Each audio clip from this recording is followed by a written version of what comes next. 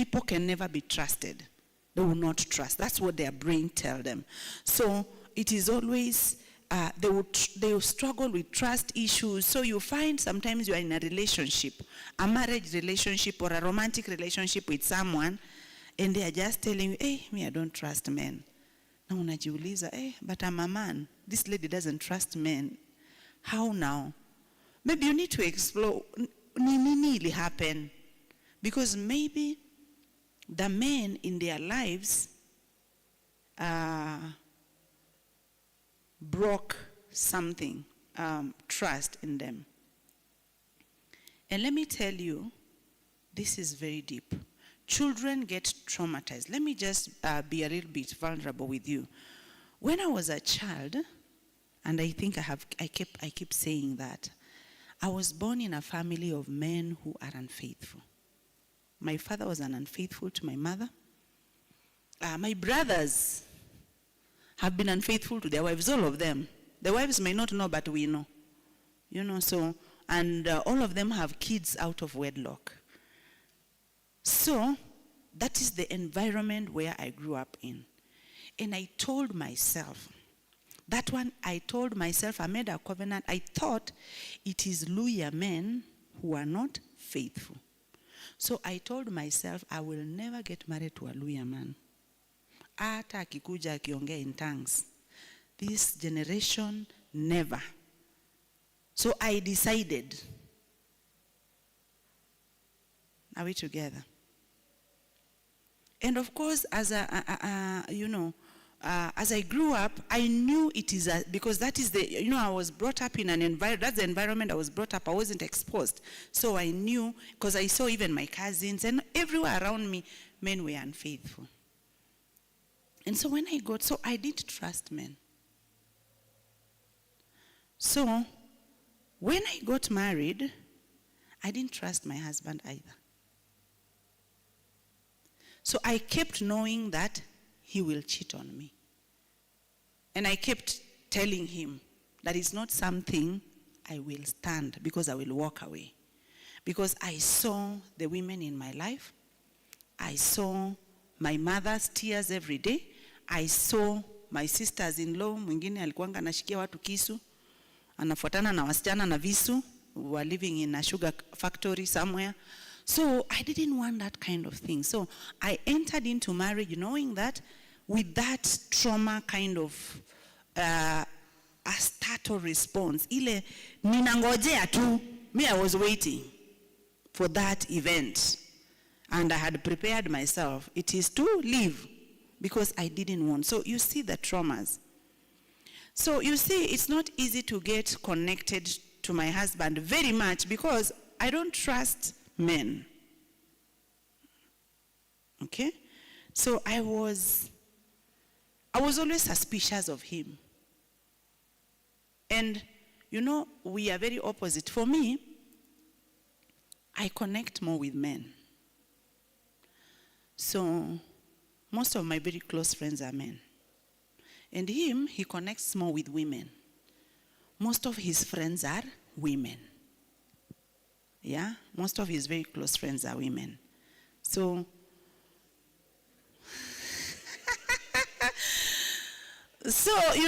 you are always, I'm always like wondering, what do they talk about and blah, blah, and always going through his phone when he's not working. Let me just confess. Huh? Let me confess. So saa ile hayuko, akienda mahali nachukua simu papa naona asioni kitu. Hata kama ni ladies naona tu, oh hi, how are you? Oh, job ilikuaje, nini. So I wouldn't sikupata anything leading, and that's what I'm looking for. Sometimes we look for trauma can drive us, So Eutychus, if you get a wife who looks through your phone, usikue na ubaya. Maybe kuna trauma mahali. Usipate uanze, then just prove that you're faithful. Then there will be nothing to complain about. So, ukiweka password sasa, now you have confirmed. So you'd rather just leave it, let them go through and find that, hakuna kitu hapa, then wanawachana tu nayo, wanajua there is nothing. So I've gone through his phone, I've gone through his, you know, and that's what trauma leads to. You understand? And I think there's a day I was preaching here and I gave an illustration. The only time I found something suspicious in his phone, I found someone had written "good night." Hey, whoa, that one, it was at midnight. I called Bishop. I told Bishop, my husband is unfaithful. And Bishop actually came to my house, midnight. Nini? Nikasema mimi Bishop siwezi kana mwanamume anakuwa unfaithful. Ameambiwa good night. Na sio yeye amesema, ameambiwa. You understand? Also you grow. You know, sometimes when you look at that, now I'm mature. Hizo ni vitu zenye Sean wako karibu kuanza kupitia. Sisi tulishapita. So hata saa hii nikipata good night, sishtuki, okay? But I saw a good night, and this is someone. Kwanza, it was his student. So I understand it was his student who told him good night. So I wondered, why is the student sending him a good night message? You understand the effects of trauma. So, and especially the men here, Sean and Eutychus, that's a time to show your wife that you love them. There is nothing. Unaambia hii message mimi nimepata. Ona mimi hakuna kitu nimetuma. Hakuna nastumangi, you know, just an assurance, because people are coming from backgrounds where they have had. For me, I knew that I'm coming from a background of unfaithful people, and I made a covenant with myself, and even I told him, iyo hautanifanyia, me I will just go without thinking. You understand? So that is what trauma does to people, because I've been brought up with men who are cheating, so I know that all men are cheats. Yet there are good men out there. Okay? And you may also be seen be brought up in an environment where women are always cheating. And so even when you get a good girl, unajua tu, wanawake wachana tu nao. Wachananga tu na wao. Because you know, you have seen your aunties, you have seen your uncles, you have seen your, you know, the things your aunties and even maybe a mother. Or, you know, someone, and you know that, women, so you get married, and you're wondering, what is the problem? So, we're saying trauma can make trust feel unsafe, even in good relationships. That's the first point we are trying to make. Even in good relationships, trauma can make trust feel unsafe. And I'm just giving you from my own. That you've been traumatized and been brought up with men that are lying to you and they're unfaithful. So even in a relationship that is safe, you will always believe because of what you have gone through. Are we together? And then common patterns, that is pushing people away, people pleasing, fear of abandonment. These are also trauma, informed. When you see that you are always pushing people away, you find that people are coming to your life, very good people. Oh, hi, nini. Unaanza, uyu anataka nini? Uyu anataka nini? Because that response is there. Because you never felt safe in your life. So when someone, even a good friend, just a friend, is coming close, hey, can I come and visit you, Joy? Next Saturday, unashanga, hey, uyu anataka nini? It's just a girlfriend. And you're wondering, why does she want to me? And then you may start pushing them away. Or people who are just people pleasing. Mshaona watu wenye wako people pleasing. Yani wanataka tu ku please. People are not authentic. They want to do everything to please you. Fear of abandonment. So people respond to trauma differently. Pushing people away. If I don't let anyone close, they won't hurt me. That's what their brain has told them. Because the people that they have let very close to them have hurt them. So, there may be good people coming their way, but wanaweka at bay. Because they are protecting their space. Because of what they have experienced before. So they are pushing people, good friends, good connections out because someone lied to them or someone they loved did something. And then people pleasing, trying to keep everyone happy. to avoid rejection or conflict. Ushaona people who just want, okay, you are somewhere, okay, even your girlfriend is telling you, Dan, you know, I want you to, Dan, nasema tuwe sijui kama uko naye lakini itabidi tu umevumilia. Mwambia Dan, you know, I want you to take me, you know, somewhere, utakuja midnight, unajua tu vizuri babako haizi, utakuwa na ngori nyumbani. But because you don't want, you are people pleasing, you just say, babe, just for anything I can do for you, anything. You want to keep pleasing everyone. Because maybe you have ever been rejected or you don't want conflict. So you just say yes, even if it doesn't suit you. Yeah? You're being told, okay, Sharon is being told, babe, send me 40K. I need to do something urgent. Blah, blah, blah. Sharon hana hiyo pesa. Taenda kwa employer aseme, nataka advance. Anachukulia msee advance. Boyfriend. Because they need to please them.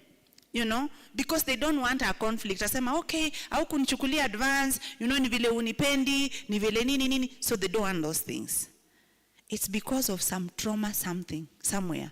They want to keep people happy, even if it pains them. You've seen such people.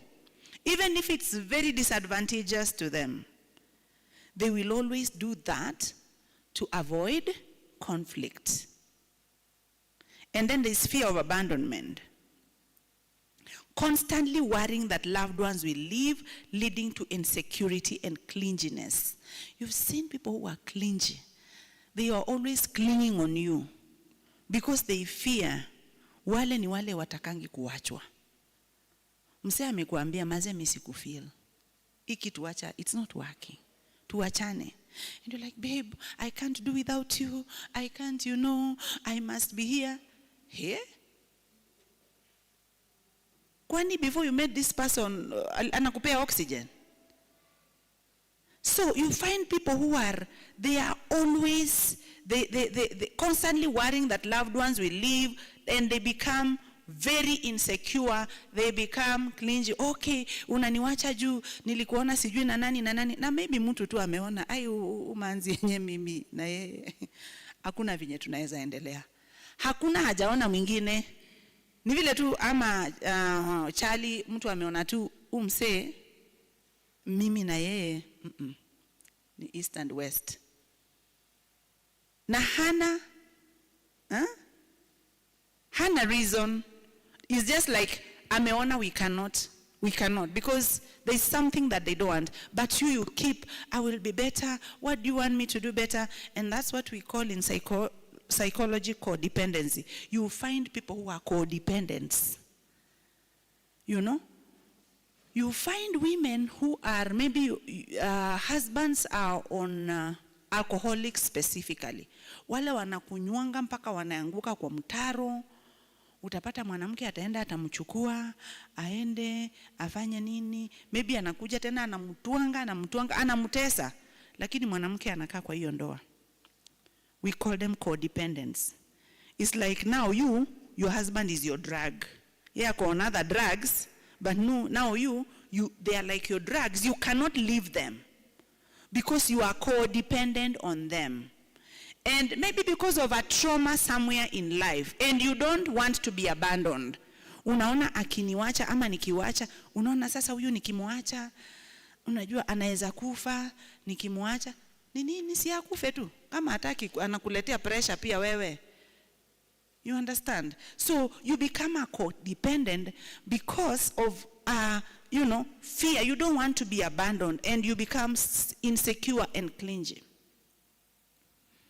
Brethren, we are fearfully and wonderfully made.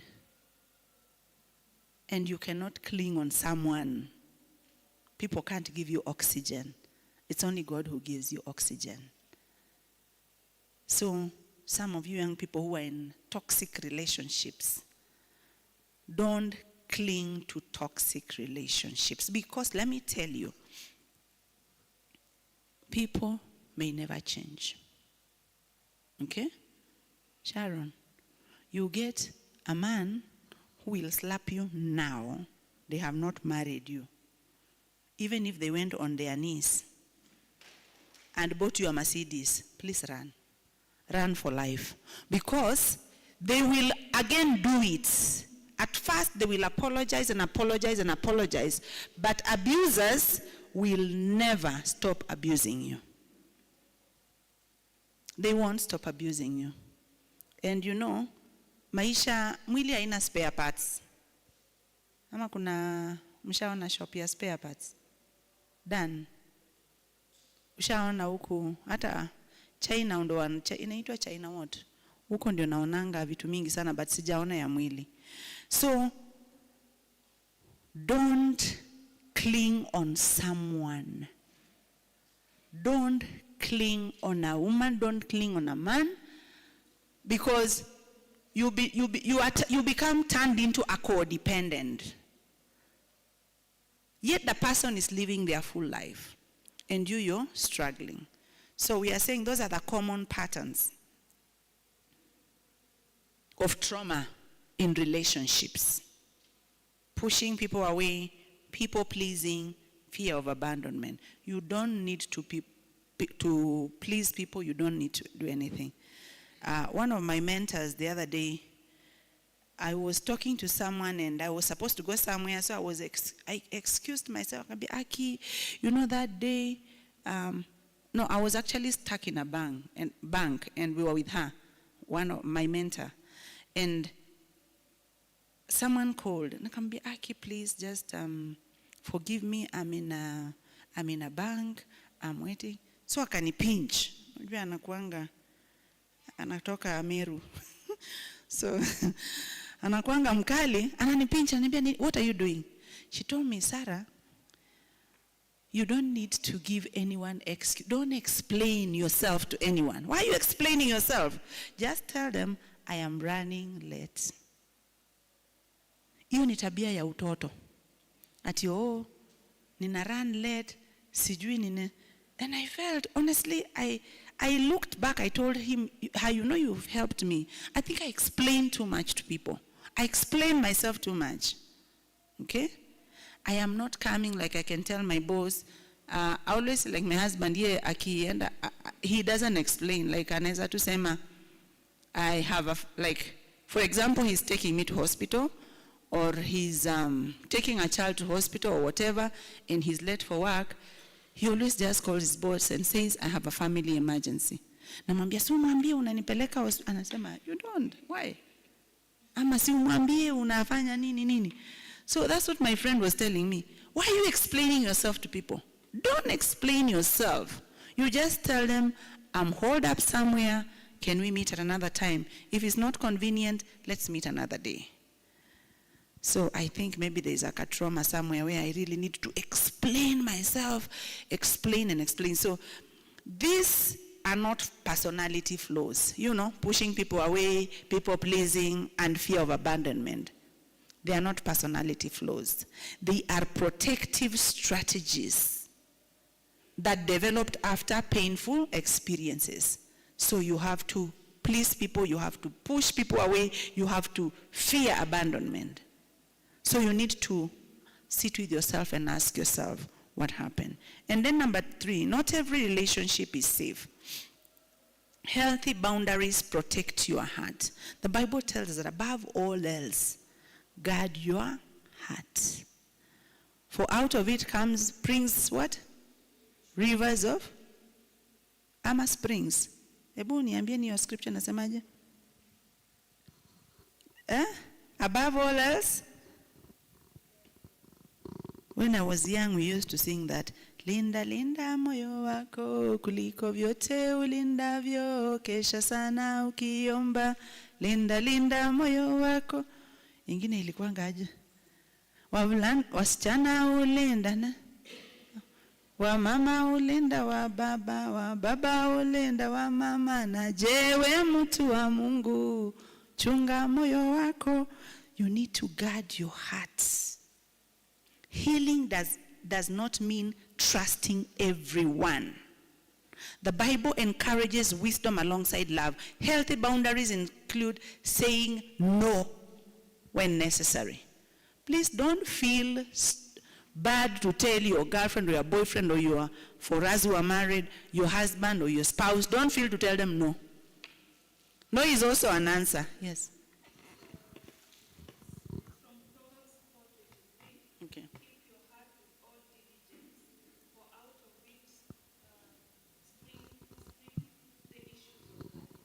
Yes.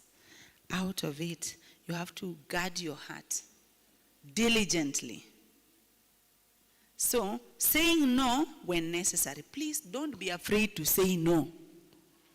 If someone tells you something you don't want to do, say no. May I know if my children don't learn how to say no, it's because they don't want to say no. But I have taught them how to say no. Because I learned in this generation, young people don't want to be told no. And I decided to be intentional about telling my children no. Not even when they want something that I can afford, I can just tell them, they want 100 bob, naambia, no. Naambia, sio ati sina. I have, but I have said no. I don't want to give it to you. Si pesa ni zangu. Sikupati. Ama, umenisaidia kutafuta. Ni zangu, na nimesema no. Na nina explain. Bila nasema aji explain. Sio ati sina. Because anaweza, but mom, nimeona pesa kwa wallet. Yes, iko. But nimesema no. Because I realized this generation, ndio wanaambiwanga tu na kachali ama nini, no, mtu anaenda kujinyonga. Mtu anakuambia I don't love you anymore, unaenda kujinyonga. Kwani, why are you dying for people? When Christ died for all of us and it was enough. It is enough. You don't need any other death for human beings. Hello? So learn even you can tell someone no. Ukiona you are in a relationship, haiendi vizuri, ambia mtu no. Don't feel, no apologies. Hello? Are we together? You should not have any apologies or over-explain yourself. You can just explain. Also, unajua saa ingine, there is always, mtu anakuambia tu, how do they usually partner? You know, you work along with young people. Wakikuacha siku hizi wanakuambia aje?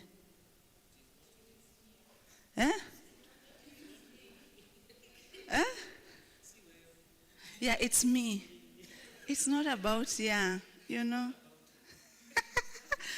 It's about me. It's not about you. You know, it's about me and all that. Sasa nini unajiwestia maneno? Tuseme tu ukweli. Hii kitu nimechoka. It's not about me. It's about you. Yes. And I think we need to give it a break. And sometimes it's just good to have breaks, by the way. Breaks. Even us, there's a time we had a break with him. See, tulikuwa na break 1 year. Yeah, you can take a break when you realize that something is not working. Sindio? Just to search God and to think again and, you know, and say no. So don't fear to say no.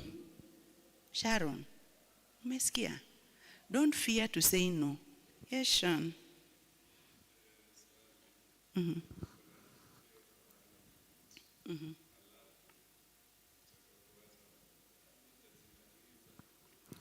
Let me ask you, if my husband left me today and I killed myself,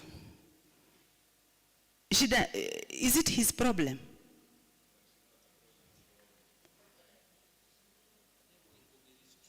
It is a guilt trip also. Someone may just be taking you on a guilt trip.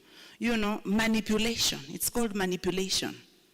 They may not even be wanting to kill themselves. They're just manipulating you because they unaambia, you know. So you break it nicely. Just sit down and say, you know what? Me.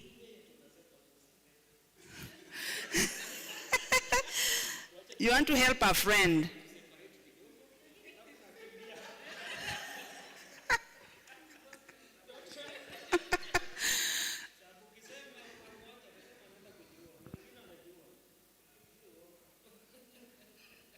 Yeah, But also, you know, when you want to leave someone and they want to kill themselves, it means you are in a relationship with a sick person.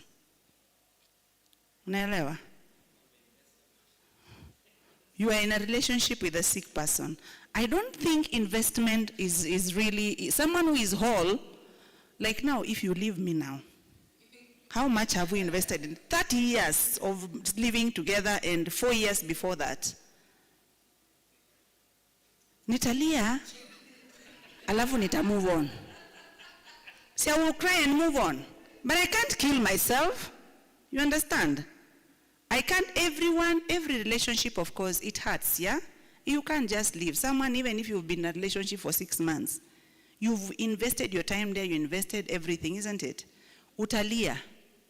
But a normal person, lia, alafu pick up your broken pieces, and endelea. Sindio? That is the right way of doing it. So, me, if I was abandoned today, let me tell you, I will nurse it for some time. I'll give myself time to heal. But I will not kill myself. Killing myself is not an option. But grieving over a relationship is very, very healthy. And every normal person will do that.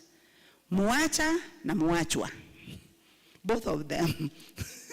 Both of them. Because also it's not easy to leave someone. It's also not easy to leave someone. Yeah? But you may be seeing there are things ahead ambazo unaona zitaleta shida. It's not easy to leave. But when you decide to leave, you'll also grieve over that relationship, because the relationship, both of them invest in a relationship.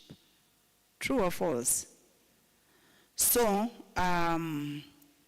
you need to whatever, because sometimes people can manipulate you also. They may not even be wanting, some of them may be wanting to kill themselves because of, you know, they are not resilient. There are people who are not resilient. But some may just be manipulating you so that you don't move on with your lives. But say no. Learn to say no. And this is in all areas of your life, even with your boyfriends, with your girlfriends, with your parents, with your sisters, with your brothers. Learn to say no.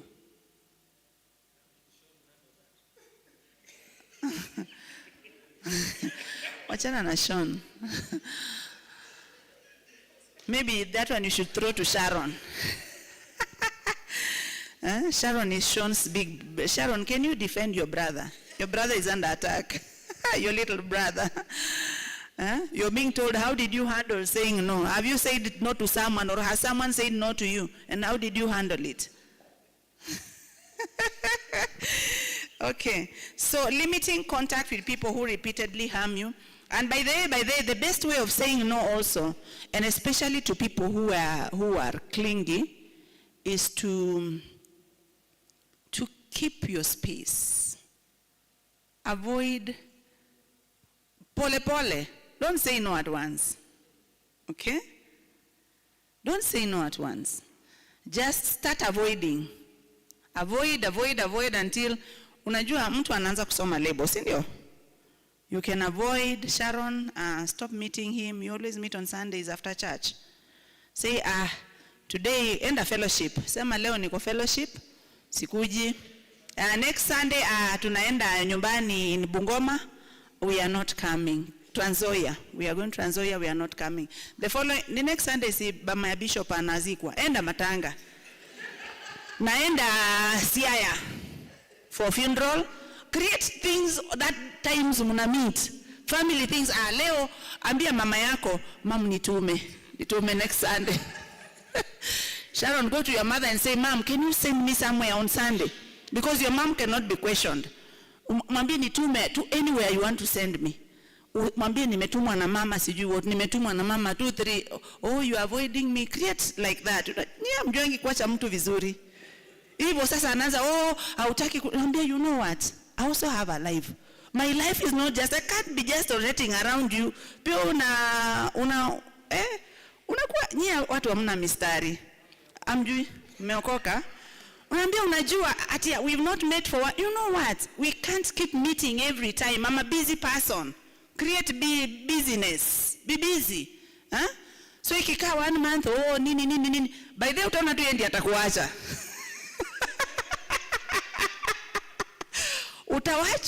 Utawachwa na utasema, ai Mungu umenisaidia.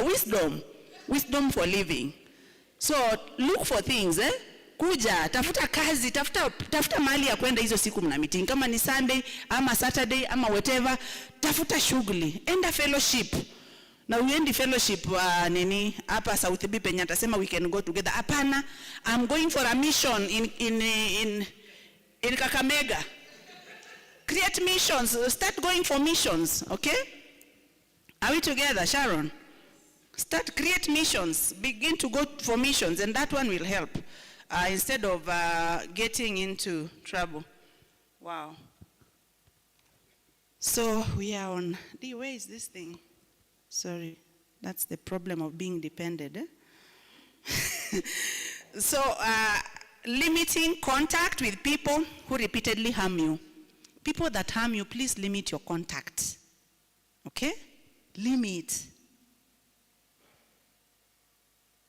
Respect yourself enough not to tolerate abuse. Don't be abused. That is a respect. You love yourself and respect others. So boundaries are not walls to keep everyone out.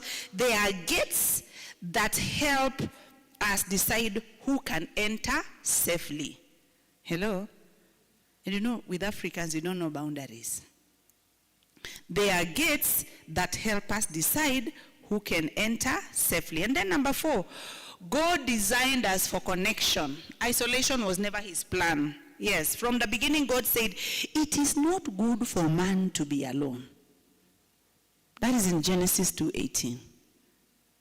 God saw that we need to connect. So trauma often pushes people towards isolation because being alone feels safer. So however, isolation usually increases that loneliness, anxiety, and depression. So healing often begins when we reconnect with the trustworthy people who reflect God's love. It was never God's intention for people to be alone. You need to connect. You need to have friends of the same sex. Girlfriends, if you're a girl. If you're a boy, you need to have boyfriends. Okay? Don't be, alone. Dan, how many boyfriends do you have? Or do you have only girlfriends like my husband? Huh? How many boyfriends do you have?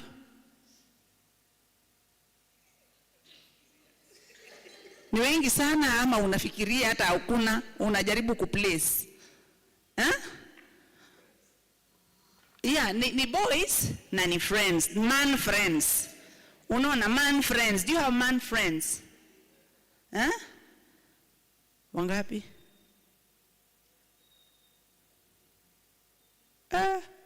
Mazewe uko na very wide circle. You have a wide circle. So you're very, very, outgoing. Okay? But of course you have friends. Friends, you can have even 20, 50 friends, but you must have an inner circle. Inner circle of friends. 2 or 3. Those friends you can confide in and tell them, hey, nimefika mwisho. Hapa ndio niko. You understand? So that, because there is nothing new on the face of the earth. You may reach a place where you just need an advice from your fellow man or your fellow woman. And so you need to connect with friends that you can tell some of the deepest things that are disturbing you, that you can call. Do you have a friend that you can call at 2 a.m.? Joy, do you have a friend you can call at 2 a.m. and she will pick your call? You have? Okay. Wow. That's awesome. We need to have those friends, 1 or 2, that you can call when you are at the verge of collapsing, and they will sit and listen to you. So we are designed for connection. So when you realize you're isolating yourself, find out what is it. And then Healing happens best within safe, trustworthy space. Although healing is personal, it rarely happens alone. Safe communities include family members who are supportive. You may have family members who are supportive, but as young people, I want to encourage you, when you have things, and especially matters of the heart, sometimes it's not good to confide in your family members because they are not objective. Hello? Are we together? If you have a boyfriend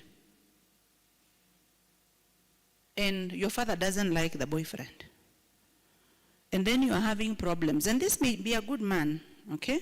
Then you're calling your father, Dad, this man, wachana na huyo mtu, wachana na yeye. You see, he's not objective. Already anajua, wachana na yeye because hampendi, isn't it? But if you called a friend, they will be, what is the problem? They want to find out exactly what is it. And then utamwambia, oh, unaona umanzi yangu hajaniongelesha 2 days. Ninaambia, hata mimi wangu hajaniongelesha 2 weeks. Wewe ni 2 days. Wangu ni 2 weeks. Unaona? But if you called your brother or your sister or your cousin who doesn't like that person, they will tell you, wewe acha na umse, nilikuambia, wewe utakosa kuongeleshwa hata 5 years. Anza saa hii, mapema. Wajaluo tunasemanga chakchon. Anza mapema. Yaani kama ni kumwacha, mwache mapema asubuhi. Usikae hapo, So, it's good to have friends. Because friends know another part of you that your family may not understand, that your family do not know. And good friends for that matter. Friends who will walk with you well. Trusted friends. There are people also, maybe church fellowship, those that are you know, like when you go out of your family, you find objectivity. People are objective. They will tell you the truth as is. As opposed to family, they will influence so that they win the battle. When we do premarital counseling and marriage therapy, we always tell people, don't tell your issues to your family members, because another disadvantage is, for example, if I quarreled with my husband, and maybe he beat me or something, and I went and told my sister, you know, she will never forgive him. Tasema tu huyo mjamaa anapiganga bibi nini sister yangu, anachapanga sister yangu. But maybe it was just a one day thing, and then it never happened, isn't it? So even if you make up and move on with your life, ule bado ako fixated pale ulimwacha, na hata toka hapo. So that's the disadvantage sometimes. Because your family loves you so much. We said that as we began the first verse, what was it? That ilikuwa inasema nini ile verse yetu? A brother is born for time of adversity. Your brother will always be there for you. When everyone runs away from you, your family, okay? So, tulisema unaweza gombana na brother yako na sister yako na nini, lakini the whole world inaweza kureject, but they will always love you. And that love is deep. Brotherly love. They have the best interest for you. And so when they hear you are hurting, even the person who hurt you, you may forgive that person, but them, they will never forgive that person.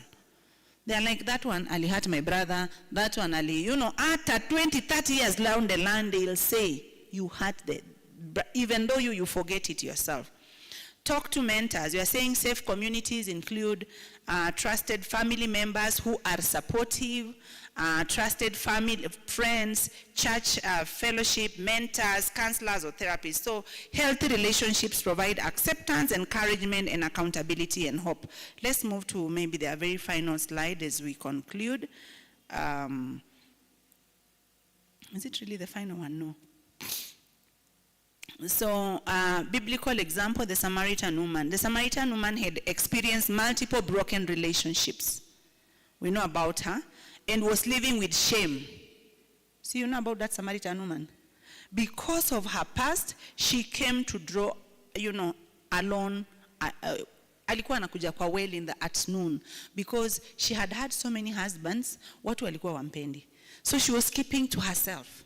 Her trauma, she was keeping to herself. She was avoiding people. So anaenda kuchota, watu wanaenda kuchota maji asubuhi, yeye anaenda saa 6, saa ile hataki kukutana na mtu. So she was like that. So instead of condemning her, when she came to draw water, Jesus initiated a conversation with her. He acknowledged her pain without humiliating her. Like others would humiliate her, maybe uko na wanaume wengi and all that. But Jesus, in fact, those days, men were not even greeting women. But Christ talked with her, offered her, he told her he can give her living water, symbolizing a new life and a new healing, a new belonging. And notice what happened after that. This woman left with hope instead of shame. She returned to the very community she had been avoiding. She went there, come and see. She was avoiding these people, but now she was calling them, come and see this man who has told me everything about myself. She became one of the first people to publicly tell, others about Jesus Christ. So the point is that healing often brings someone, healing often begins when someone experiences acceptance instead of rejection. When you accept people, healing begins. Healing begins. So encourage each other. Accept each other in this place. Don't reject others. Even in a youth group like this, you may be having people you talk to and others you don't talk to. Accept everyone. Encourage anyone. Point everyone to Christ rather than to relationships that are built on fear, on manipulation, and on shame. But encourage each other and walk away. So God often uses healthy relationships to restore what unhealthy relationships have damaged. You see here, this woman, unhealthy relationships had damaged her. But God is using that to restore her. And finally, maybe a discussion group question. What makes it hard to trust others after being hurt? That's our last. When you are hurt, what makes it hard to trust others? Hiyo ni swali nimeuliza. What makes it hard for you to trust people after you are hurt? Anyone?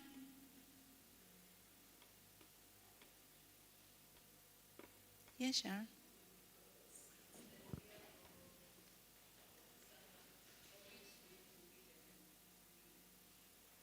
Okay.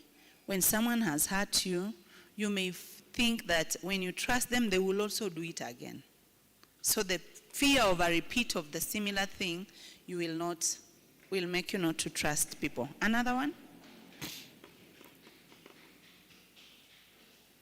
Yes, Sean.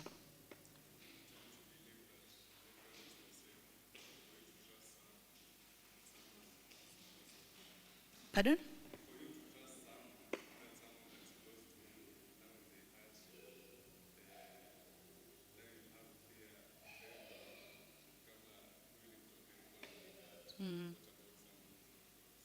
Yes. Fear of being betrayed again. Someone has betrayed you. And so you are afraid, hey, if this one was so close and they betrayed me, what about this other one? Thank you. Another one?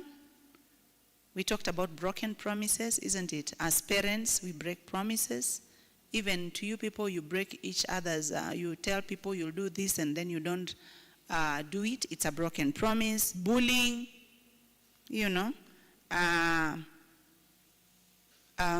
sorry, I'll use Baina a lot. Ayuko hapa. Bullying. Recently, there's a place we go to, Apo Siokimau, there's what is it called? KFC. So anaendanga, he always talks to another guy, anamongelesha. So recently aliniambia, hey, unajua sikuwahi kukuambia, in school we were bullied. I just didn't tell you. Kwanza this guy used to bully me. Alikuwa ananiambia vile umse, Naambia sasa ni nini? Si umkataze wewe msee, ni nini ulikuwa unanibuli? Si umconfront. Ananiambia unajua unapenda kuconfront watu. Mimi sio hivyo. Anambia so being bullied, he was bullied by this guy.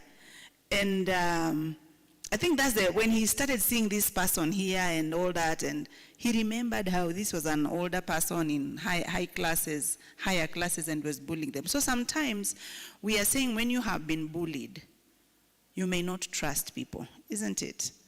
Feeling judged or misunderstood. Okay? You tell people things and then they judge you. Uko sure? Uko sure sio wewe ulifanya hivyo? You understand? You open up to people and then they turn it, wanakugeuzia ya kwamba ni wewe ulifanya hivyo, and they judge you, they misunderstand you, then you will be afraid. Sindio? You will not trust others because you are saying, maybe nikisema hii story nitageuziwa, and then it won't work. Watching others, experience painful relationships also.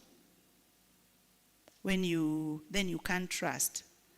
Unaona, mazee friend yako ameenda through a lot of trauma in a relationship. Then unaona, I think even mine cannot work. I think men are not to be trusted. I think women are not to be trusted. So trust is earned over time.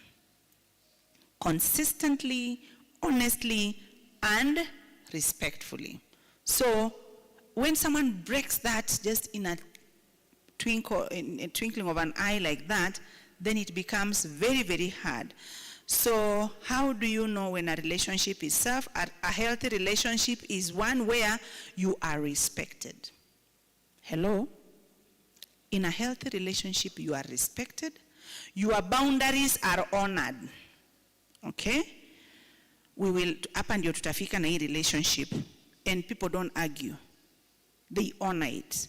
You can be honest without fear, and comes to what we were discussing earlier. That you can be honest with each other. So that if you want to exit, you can say, I want to exit here. Without being judged. That is a healthy relationship. But relationships where there is manipulation is an unhealthy relationship. There is forgiveness instead of manipulation. And the relationship encourages you to grow closer to God and not away from God. So you should, trust should be built gradually rather than given immediately. Don't meet someone and start trusting them today. Because we have said trust is a process. There has to be some consistency, there has to be honesty, there has to be respect for you to trust people. You don't trust people who don't respect you. You don't trust people who don't respect your boundaries. Are we together? So this week's challenge, I want you to identify one trustworthy person. Perhaps it could be your parent who is trustworthy. You know people who are trustworthy in your circles. It could be your pastor, it could be your mentor, it could be your counselor, it could be your teacher. It could be your mature Christian friend, and share something genuine about what they are, what you are experiencing. Being vulnerable to each other. Steps, those small steps towards vulnerability often become big steps in the healing, towards healing. Maybe it's a trauma you have gone through. Maybe it's an issue you are having. Find a trusted someone. There is something my sister told me. She had, there are people who are not safe space. You can tell them your issues, and you will find them here in this church. Everyone is talking about it. Ule Sharon, unajua. Kulienda hivi, kukaenda hivi, akafanya hivi. And yet, Sharon just confided in one of you, and she will find it there. My sister taught me something awesome, which I still practice today. She told me, Sarah, she had been hurt by a friend. She was going through a very difficult time. And she disclosed so much to her friend. And so this friend they were working together. She's a teacher, a high school teacher. She went and told colleagues, and so watu walikuwa tu wanamjudge. Sasa now what we are saying, being misunderstood and misjudged. And people were like, but she told me, you know what? I told my friend so and so, she was telling me about, I know she's her friend because we are close with my sister. I told my friend ABCD, and she went, she told all my staff mates, they know all these things about me. It was about her family, her husband and whatever, they were going through issues. So she told me, do you know what? I told her, now what are you gonna do? Why don't you confront her and just let her know? She told me, I will do that when I'm ready. But one thing that I thank God for, I'm never afraid to share. She told me that, you know, when I had that problem, she walked with me and helped me to solve it. And so even if she told people, that's her problem, I moved on. You understand? So she told me that I'm not, you know, I looked at that was a very different perspective. She told me that at least I know her. There are things I cannot tell her. But at that time, when I was in the deep of the deepest, she walked with me and lifted me up. So me, I know very well that it's only God that I can trust. So she told me that I know it's only God that I can trust with my entire life and not anyone else. So she told me, I will not be afraid to share because I was at the verge of death. Maybe I would be dead today if I didn't share and if I didn't have a trusted friend like her to pull me through. So what am I saying? If you have a friend that is wise, that can help you, hata ukisikia alisema, si watasema mchana na usiku watalala. Alafu maneno itakukula. Hello? Utakufa. Hello? Will you die because someone has said, this is what affected Joy? Will you die? You will not die. So I'm just trying to ask you to create safe spaces, find safe people, safe youths. There may be someone who is older than you, someone that has gone through what you're going through and can walk with you and can help you. Don't be afraid to create safe spaces. And everything said and done, today we were talking about relationships and how, how wounds are what? What did we say at the first time? Wounds are? Nilijiongelesha? Yes. How trauma affects how we connect. So, your trauma may be affecting how, whether you are you don't trust people, maybe it's because of what you have gone through. But you need to heal. You can't stay there. We keep becoming better versions of ourselves every day. So that you are not the person that you were in 2022. You are not the person that you were in 2023, in 2024, 2025.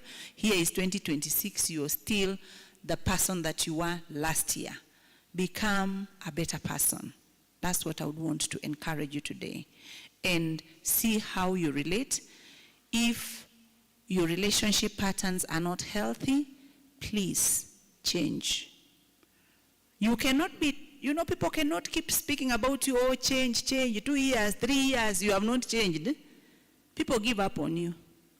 So you need to change and connect and become a better person. Hello? Are we together? So I think with that marks the end of our session today. Unless there's a question, I can take 1 or 2. Then we move to the next service.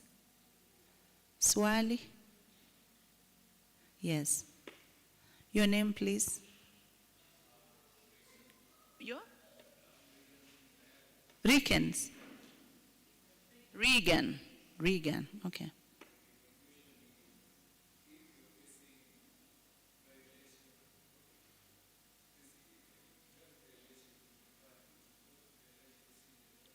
What do you mean drug violation?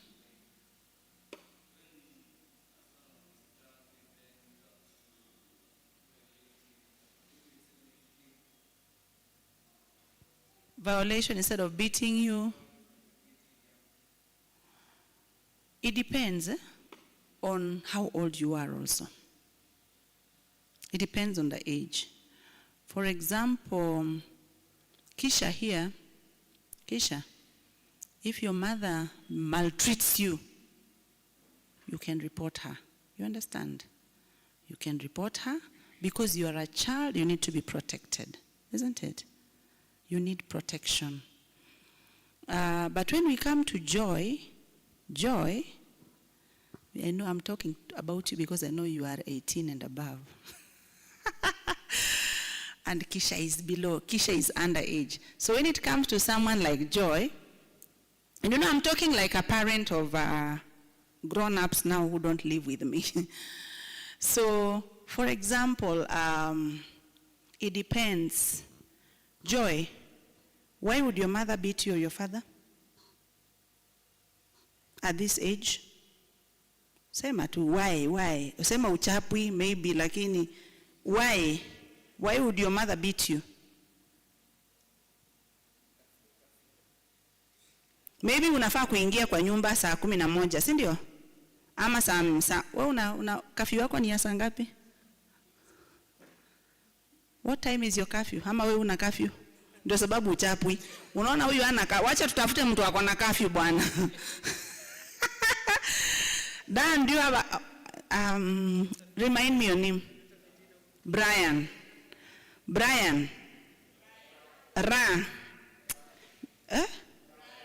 Si Ryan. Okay, Ryan. Why would your mother beat me? You, I know your mother very well. Why would she beat you? Ryan, lakini wewe hujafika 18 years. Ryan hajafikisha. Nini unaniambia underage?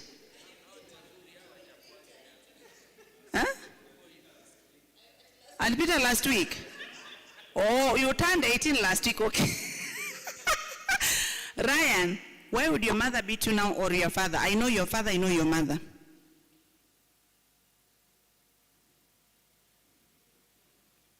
Oh, Chapwangi. Adrian, why would your mother or your father beat you today? Because mimi naonanga babako anaweza kukuchapa. Ukileta ujinga, ukileta ushenzi. Hata mama yako najua saa zingine achekangi na watu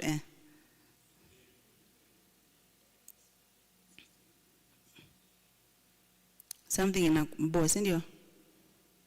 Ina?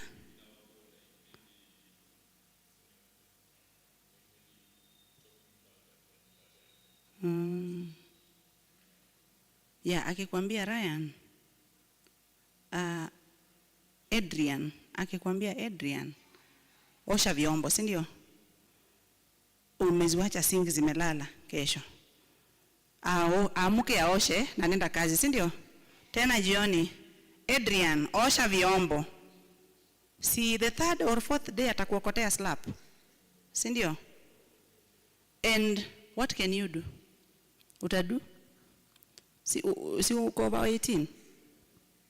Atakwambia kama uwezi kufanya vile mimi nataka, ishia, si ndio? So I'm just answering your question that if you are over 18, don't be entitled to live in your mother's house. It is a privilege. Unaelewa?